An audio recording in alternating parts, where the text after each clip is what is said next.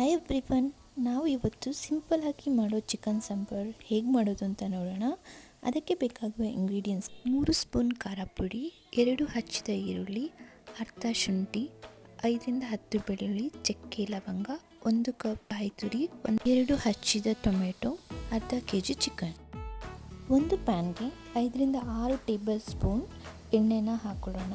ಅದಕ್ಕೆ ಚಕ್ಕೆ ಲವಂಗ, 10ರಿಂದ 15 ಬೆಳ್ಳುಳ್ಳಿ, ಅರ್ಧ ಶುಂಠಿ ಮತ್ತು ಹಚ್ಚಿದ ಈರುಳ್ಳಿನ ಹಾಕಿಬಿಟ್ಟು ಚೆನ್ನಾಗಿ ಬಾಡಿಸ್ಕೊಬೇಕು.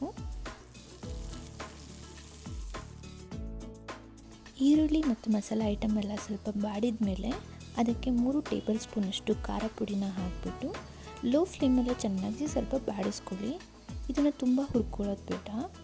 ಸ್ವಲ್ಪ ಬಿಸಿಯಾದ ನಂತರ ಇದಕ್ಕೆ ಕೊತ್ತಂಬರಿ ಸೊಪ್ಪನ್ನು ಹಾಕಿಬಿಟ್ಟು ಹಾಗೆ ಸ್ವಲ್ಪ ಬಾಡಿಸ್ಕೊಳ್ಳಿ. ಇದು ಸ್ವಲ್ಪ ಬಾಡಾದಮೇಲೆ ಸ್ಟವ್ನ ಆಫ್ ಮಾಡಿಕೊಂಡು ಇದನ್ನು ಆರಕ್ಕೆ ಬಿಡಿ.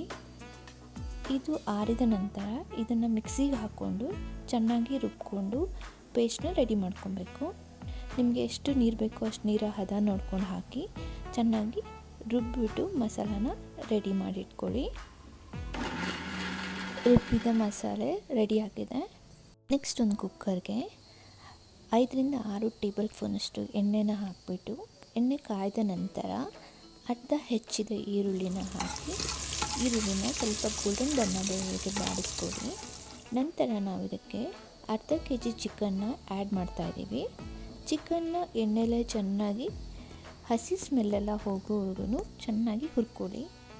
ನಾವು ಚಿಕನ್ನ ಎಣ್ಣೆಲೆ ಬೇಯಿಸ್ಕೊಳ್ಳೋದ್ರಿಂದ ತುಂಬ ಟೇಸ್ಟ್ ಬರುತ್ತೆ, ಅದು ತುಂಬ ರುಚಿ ಕೊಡುತ್ತೆ. ಇವನ್ ಎಣ್ಣೆಲೆ ಚೆನ್ನಾಗಿ ಬಾಯ್ಲ್ ಆದಮೇಲೆ ಅದಕ್ಕೆ ರುಚಿಗೆ ತಕ್ಕಷ್ಟು ಉಪ್ಪು, 1/4 ಸ್ಪೂನಷ್ಟು ಅರಿಶಿಣ ಹಾಕಿ ನೀರೆಲ್ಲ ಡ್ರೈ ಆಗೋವರೆಗೂ ಇದನ್ನು ಚೆನ್ನಾಗಿ ಹುರ್ಕೊಬೇಕು. ನೀರೆಲ್ಲ ಡ್ರೈ ಆದಮೇಲೆ ರುಬ್ಬಿರೋ ಖಾರನ ಇದಕ್ಕೆ ಆ್ಯಡ್ ಮಾಡ್ಕೊತಾ ಇದ್ದೀವಿ. ಸೊ ಇದನ್ನು ಒಂದು ರೌಂಡ್ ಚೆನ್ನಾಗಿ ತಿರುಗಿಸ್ಕೊಂಡು ಹಸಿ ಸ್ಮೆಲ್ಲೆಲ್ಲ ಹೋಗೋವರೆಗೂ ಚೆನ್ನಾಗಿ ಬಾಡಿಸ್ಕೊಳ್ಳಿ.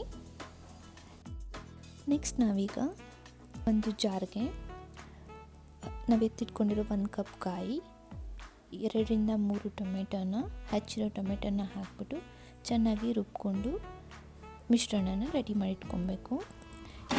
ಚೆನ್ನಾಗಿ ರುಬ್ಬಿದ ನಂತರ ಕುದೀತಾ ಇರೋ ಚಿಕನ್ಗೆ ಈ ಮಸಾಲಾನ ಆ್ಯಡ್ ಮಾಡಿ ಹಸಿ ಸ್ಮೆಲ್ಲೆಲ್ಲ ಹೋಗೋವರೆಗೂ ಸ್ವಲ್ಪ ಬಾಡಿಸ್ಕೊಂಡು 2ರಿಂದ 3 ಸುತ್ತು ಕುದಿಯೋಕ್ಕೆ ಬಿಡಿ.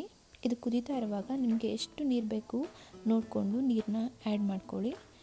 ಸಪೋಸ್ ಉಪ್ಪೇನಾದರೂ ಕಮ್ಮಿ ಆಗಿದ್ದರೆ ಉಪ್ಪನ್ನು ಇಲ್ಲಿ ಆ್ಯಡ್ ಮಾಡಿಕೊಂಡು ಸ್ವಲ್ಪ ಕುದಿ ಬಂದ ನಂತರ ಲಿಡ್ನ ಕ್ಲೋಸ್ ಮಾಡಿ 3ರಿಂದ 4 ವಿಷಲ್ನ ಕೂಗಿಸಿ.